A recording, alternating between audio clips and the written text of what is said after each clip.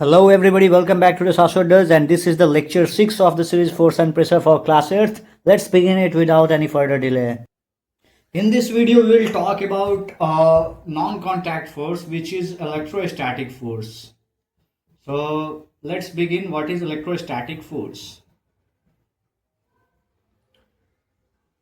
By the time this video will be uploaded, there will be a short available as well, which is based on electrostatic force. That short will feature you an experiment related to electrostatic force. तो basically उस experiment में दिखाया गया रहेगा, उस short में दिखाया गया रहेगा, उसको जरा हम यहाँ पर एक्सप्लेन कर लें. उस शॉर्ट्स को देख कर ही आप इस वीडियो को देखिएगा, ज़्यादा मजा आएगा. ठीक है, तो you can say that short is just an intro, teaser कह सकते हो, टीजर है इस वीडियो का. ठीक है, तो शॉर्ट में होता क्या है कि छोटे छोटे पीसेज ऑफ पेपर रहते हैं, छोटे छोटे पीसेज ऑफ पेपर रखे होते हैं, और मैं अपने ड्राई हेयर में अपने पेन को रब करके उसके सामने ले जाता हूं, तो वो सारे पीसेज ऑफ पेपर अट्रैक्ट हो जाते हैं. तो इस सिनेरियो को जरा इमेजिन करते हैं. Let's give it a pause and diagram appear हो जाएगा आपके बोर्ड पर. तो एक घटिया सा डायग्राम आपकी नज़रों के सामने है, जिसमें आप पहले स्टेप में देख रहे होंगे कि मेरे जैसा एक बच्चा क्या कर रहा है कि अपने बचे खुचे जितने भी बाल है, 4-5 बाल में इस पेन को रब कर रहा है. तो इस पेन को रब करने से होगा क्या, उसको बाद में समझेंगे. फिर उसको लेके छोटे छोटे पीसेज ऑफ पेपर के सामने लेके आ रहा है, तो वो छोटे छोटे पीसेज ऑफ पेपर अट्रैक्ट हो जा रहे हैं. तो इसमें आखिर हुआ गया, जिसे छोटे छोटे पीसेज ऑफ पेपर अट्रैक्ट हो गया, इसको समझते हैं. तो बेसिकली होता क्या है कि जब ये अपने ड्राई हेयर में पेन को रब करता है, तो जो बाल के इलेक्ट्रॉन्स रहते हैं उसका ट्रांसफर हो जाता है आपके पेन में.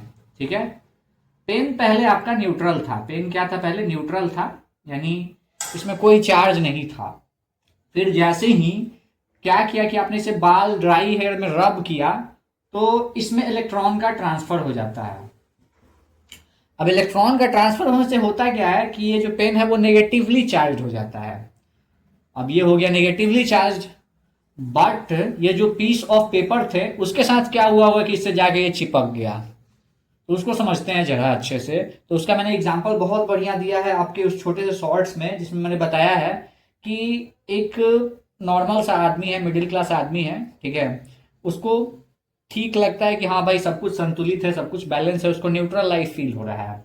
लेकिन जैसे ही वो एक अमीर आदमी को देख लेता है तो उसमें गरीबी इंड्यूस हो जाता है. इन सिमिलर मैनर जैसे ही ये एक्सेस ऑफ इलेक्ट्रॉन को देख ले रहा है ये पीसेज ऑफ पेपर, तो इसमें लैक ऑफ इलेक्ट्रॉन वाली फीलिंग आ जा रही है और ये टेम्पोरली पॉजिटिवली चार्ज हो जा रहा है. अब ये नेगेटिवली चार्ज और ये पॉजिटिवली चार्ज, तो इनके बीच में एक अट्रैक्टिव फोर्स वर्क करने लगता है, जिस कारण से ये देख रहे होंगे आप लोग कि जाके ऊपर चिपक जाता है. और चिपकने के कुछ समय पश्चात वो नीचे गिर भी जाता है. पता है क्यों? क्योंकि अब दोनों के चार्जेस बैलेंस हो जाते हैं, दोनों फिर से न्यूट्रल हो जाता है, और तब तक ये चिपका रहता है जब तक इलेक्ट्रॉन का ट्रांसफर ना हो जाए. और जैसे इलेक्ट्रॉन का ट्रांसफर होता है वो अपने जगह पे जाके गिर जाएगा. तो अब जरा इलेक्ट्रोस्टैटिक फोर्स को समझ लें और इस बात को ही समझें कि आखिर हमने इस एक्सपेरिमेंट को देखा क्यों. ओके, जूम चलो. तो अब देखो, आपको कुछ लिखा लिखा मिलेगा. तो पहला बात आपको यहाँ जो लिखा मिल रहा है वो इलेक्ट्रोस्टैटिक फोर्स का डेफिनेशन. तो इलेक्ट्रोस्टैटिक फोर्स एक ऐसा फोर्स है जो कि चार्ज बॉडी के बीच में एक्सर्ट होता है. ठीक है, यानी अगर दो चार्ज बॉडी हैं तो उनके बीच में लगने वाला फोर्स क्या हो जाएगा आपका, इलेक्ट्रोस्टैटिक फोर्स. तो चलिए देखते हैं कि ये चार्ज बॉडीज होते क्या है. तो देखो भैया, चार्ज बॉडीज दो टाइप के होते हैं. एक होता है पॉजिटिवली चार्ज, दूसरा होता है नेगेटिवली चार्ज. तो पॉजिटिवली चार्ज हो कैसे जाता है, नेगेटिवली चार्ज हो कैसे जाता है, इस बात को समझते हैं. तो एक बॉडी है, अगर वो इलेक्ट्रॉन को लूज कर देता है, तो इलेक्ट्रॉन को लूज करेगा तो होगा क्या, ये बॉडी के पास इलेक्ट्रॉन की कमी हो जाएगी. इलेक्ट्रॉन की कमी होने के कारण बैलेंस गड़बड़ा जाएगा, यानी पॉजिटिव चार्ज का डोमिनेंस दिखने लगेगा. तो इसी कारण से जैसे ही कोई बॉडी इलेक्ट्रॉन को लूज करता है तो वो बॉडी पॉजिटिवली चार्ज हो जाता है. इन सिमिलर मैनर अगर कोई बॉडी इलेक्ट्रॉन गेन कर ले, क्या कर ले, इलेक्ट्रॉन को गेन कर ले. अब इलेक्ट्रॉन को गेन करेगा तो उसमें इलेक्ट्रॉन की अधिकता हो जाएगी, यानी एक्सेस ऑफ इलेक्ट्रॉन्स हो जाएगा, जिस कारण से उसका निगेटिव चार्ज डोमिनेंट हो जाएगा. दैट्स व्हाई वो बॉडी निगेटिवली चार्ज हो जाएगी. अब इलेक्ट्रोस्टैटिक फोर्स होता कितना है, दो टाइप का होता है भाई. एक होता है अट्रैक्शन, दूसरा होता है रिपल्सन. अट्रैक्शन में क्या होता है कि अगर डिफरेंट चार्ज वाले बॉडीज रहेंगे, यानी एक नेगेटिवली चार्ज है एक पॉजिटिवली चार्ज है, तो दोनों एक दूसरे में चिपक जाएंगे, जैसे कि एक्सपेरिमेंट में हुआ था। इसको हम लोग बोलते हैं अट्रैक्शन। और रिपल्सन में क्या होगा, अगर सेम चार्जेस रहे, ई नेगेटिवली चार्ज है ई भी नेगेटिवली चार्ज है, तो दोनों दूरो दूरो मतलब दूर दूर जाने लगेगा। वैसे ही अगर ई भी पॉजिटिवली चार्ज है ई भी पॉजिटिवली चार्ज है इहो दूर जाने लगेगा। ठीक है, तो बेसिकली ये अट्रैक्शन और रिपल्सन दो टाइप का इलेक्ट्रोस्टैटिक फोर्स होता है। अब एक ही कॉन्टैक्ट फोर्स बच रहा है और वो है आपका मैग्नेटिक फोर्स। तो उसको फटाक से देख लेते हैं, कोई बड़ा चीज नहीं है, बहुत सिंपल है। ठीक है, तो चलिए देख लें मैग्नेटिक फोर्स होता क्या है। तो the force exerted between magnets, by magnets भी कह सकते हो, और मैग्नेट्स एंड मैग्नेटिक सब्सटेंसेस, यानी ऐसा फोर्स जो कि मैग्नेट्स के बीच में एक्सर्ट हो या फिर मैग्नेट और मैग्नेटिक सब्सटेंस के बीच में एक्सर्ट हो, वैसे फोर्स को हम लोग बोलते हैं मैग्नेटिक फोर्स। अब कहोगे कि भाई मैग्नेट तो समझ रहे हैं, बट मैग्नेटिक सब्सटेंस क्या होता है। तो मैग्नेटिक सब्सटेंस का मतलब होता है ऐसा चीज जो कि मैग्नेट से नेचुरली अट्रैक्ट होता है। तो इसमें तुम्हारा आयरन, निकेल, कोबाल्ट का जो आर्टिकल सब होता है, ठीक है, ये सारा तुम्हारा मैग्नेटिक सब्सटेंस में आता है। ठीक है, आगे देखा जाए, आगे इसमें हम लोग बढ़ेंगे तो मैग्नेटिक फोर्स में भी भाई अट्रैक्शन और रिपल्सन होता है। तो अट्रैक्शन कब होगा, रिपल्सन कब होगा, इस पे जरा चर्चा कर ले।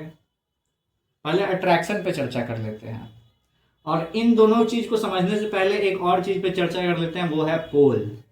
पोल क्या होता है, तो पोल को हम लोग कह सकते हैं कि मैग्नेटिक एंड्स, मैग्नेटिक एंड जो होता है किसी भी मैग्नेट का, उसको हम लोग क्या बोलते हैं, पोल।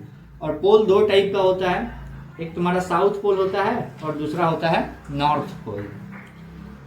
और ये सब हम लोग पहले ही पढ़े हुए हैं। ठीक है, तो अट्रैक्शन कब होगा, जब आपका पोल डिफरेंट हो जाए, यानी एक मैग्नेट यहां रखें दूसरा मैग्नेट यहां रखें, इसका पोल साउथ है इसका पोल नॉर्थ है और दोनों का डिफरेंट पोल्स आमने सामने है, तो इस केस में इन दोनों के बीच में क्या होने वाला है, अट्रैक्शन। उसी तरह से अगर आप दो मैग्नेट सामने आमने सामने रख दिए और दोनों का सेम पोल आमने सामने हो गया, तो इस केस में दोनों के बीच में दूरियां बढ़ने लगेंगी और रिपल्सन देखने को मिलेगा। तो इस प्रकार अट्रैक्शन रिपल्सन मैग्नेटिक फोर्स के कारण होता है। ये अभी हम लोग देखें कि ये सब बच्चा वाला लेवल का हम लोग चीज देख रहे हैं। एक्चुअल में अगर मैग्नेटिक फोर्स के बारे में अगर हम लोग डीपली चर्चा करने लगे ना, तो बहुत बड़ा चीज होता है ये। इतना ये नहीं रहता है कि भाई ये सब चीज रहता है, वहां पर बहुत सारी चीजें जुड़ जाती हैं, वहाँ मैग्नेटिक फील्ड आने लगता है, चार्ज आने लगता है, वेलोसिटी आने लगता है। तो मैग्नेटिक फोर्स ये बच्चों के लेवल का चीज है और हम लोग इसको एक एर्थ लेवल पे देख रहे हैं, क्लास एर्थ के लेवल से देख रहे हैं, इसीलिए हम लोग इस पर ज्यादा चर्चा नहीं कर रहे हैं, उतना डीप नहीं जा रहे हैं, इतना इनफ है। फिर उसके बाद अभी हम चर्चा करेंगे किस चीज पे, और किसी चीज पे क्या ही चर्चा करें, आप छोड़ देते हैं, रहने दिया जाए। नेक्स्ट वीडियो में हम लोग प्रेशर पे चर्चा कर लेंगे। ठीक है, तो नेक्स्ट वीडियो में प्रेशर में मिलते हैं। Thanks for watching this video. ये